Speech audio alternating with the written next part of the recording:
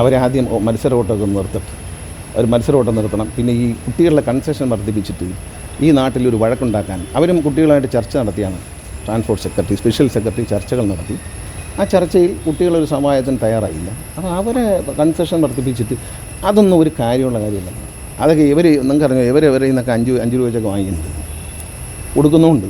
ആർക്കും ഒരു പരാതിയില്ല. ഇവരിത് ഒരു ഇഷ്യൂ ആക്കി സമരം ചെയ്യട്ടോന്ന് ചോദിച്ചാൽ ഞാനെന്താ പറയാനാണ്? എന്നോട് ചോദിക്കുന്നത് അവർ സമരം ചെയ്യട്ടോന്ന്. ഞാൻ നിങ്ങൾ ചെയ്തു, ഞാൻ എന്ത് ചെയ്യാൻ പറ്റും? ഓണക്കാലത്ത് ഓടിച്ചില്ലേ നമ്മൾ KSRTC 500 ബസ് കിടക്കും കേട്ടോ. KSRTCയിൽ 500 ബസ്, 500 മുതൽ 600 ബസ് KSRTCയുടെ കയ്യിൽ ലോക്കൽ ബസ് പണി ചെയ്ത് കുട്ടപ്പനാക്കി ഇട്ടിട്ടുണ്ട്. ഡീസൽ അടിക്കുക, ഡ്രൈവറെ വയ്ക്കുക, ഓടിക്കുക.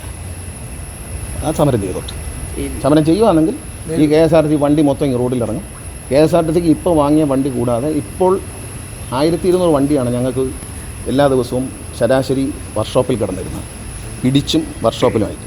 പക്ഷേ ഇന്നത് 450 വന്നിട്ടുണ്ട്. അപ്പോൾ അത്രയും വണ്ടി ഞങ്ങളുടെ കയ്യിൽ സ്പെയർ ഉണ്ടെന്ന് കൂട്ടിക്കൊണ്ടാണ്. 500-600 വണ്ടി സ്പെയർ ഉണ്ട്. അവർ സമരം ചെയ്യുകയാണെങ്കിൽ അതിങ്ങിറക്കും. ജനങ്ങൾ അത് പറയുന്നതിനൊരു ന്യായമൊക്കെ വേണ്ടി അവർ പറയുന്നതെല്ലാം അനുസരിക്കണം സാർ. കുട്ടികളുടെ ചാർജ് വർദ്ധിപ്പിക്കണം എന്ന് പറഞ്ഞാൽ അവരുമായി ഒരു സമവായത്തിലെത്താതെ ചാർജ് വർദ്ധിപ്പിച്ച് എന്തായിരിക്കും ഇവിടെ സ്ഥിതി?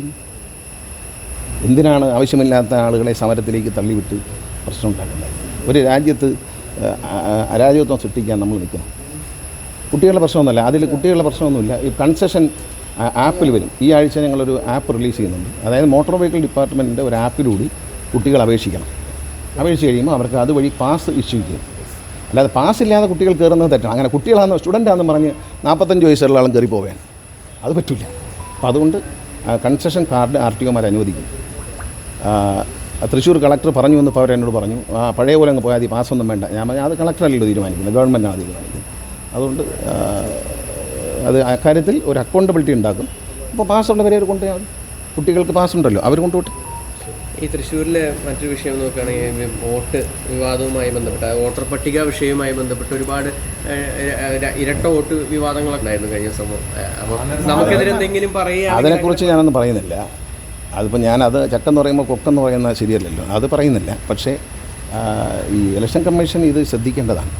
ഇന്ത്യൻ ജനാധിപത്യത്തിന് ഭീഷണിയാവുന്ന തരത്തിലുള്ള ഇത്തരം പരിപാടി അത് പാടില്ലാത്തതാണ്. വൻതോതിൽ വോട്ട് ചേർക്കുക, വൻതോതിൽ അതൊന്നും ശരിയുള്ള ആളല്ല. അത് ഇലക്ഷൻ കമ്മീഷൻ്റെ ഭാഗത്താണ് അതിലെ പ്രധാന പ്രശ്നം. അവർ കുറച്ചുകൂടി ഒരു സ്വതന്ത്ര ഏജൻസിയായി പ്രവർത്തിക്കണം. ഭരണഘടനയിലെ ഏറ്റവും മൂല്യമുള്ളൊരു കാര്യമാണ് ഈ വോട്ടവകാശം. ജനാധിപത്യത്തിൽ ഇലക്ഷൻ്റെ സുതാര്യത അത് ഇന്ത്യയിൽ തെളിയിക്കപ്പെട്ട രാജ്യമാണ്. ലോകരാജ്യങ്ങൾ അത്ഭുതത്തോടെ കണ്ട ജനാധിപത്യമാണ് ഇന്ത്യയിൽ. ആ ജനാധിപത്യത്തെ ഇലക്ഷൻ കമ്മീഷൻ കാവൽക്കാരനാണ് അതിൻ്റെ.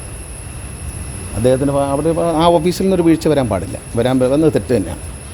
നമ്മൾ കള്ളവോട്ട് ചേർക്കാൻ വരുന്നവർ, കള്ളം ചെയ്യാൻ വന്നവർ, ഇപ്പം മോട്ടിക്കാൻ വരുന്നവർ വീട്ടിൽ കയറും. പക്ഷേ പോലീസുണ്ടല്ലോ. അതൊക്കെ അവരുടെ കാര്യങ്ങളാണ്, നമ്മളതിനൊന്നും ഇടപെടുന്നില്ല. ചിലർക്കൊക്കെ എന്തും ആവാം, പിന്നെന്താ. ഏറ്റവും പുതിയ വാർത്തകളും വിശേഷങ്ങളും വിരൽത്തുമ്പിലറിയാൻ Zee മലയാളം ന്യൂസ് എല്ലാ ഡിജിറ്റൽ പ്ലാറ്റ്ഫോമുകളിലും ലഭ്യം.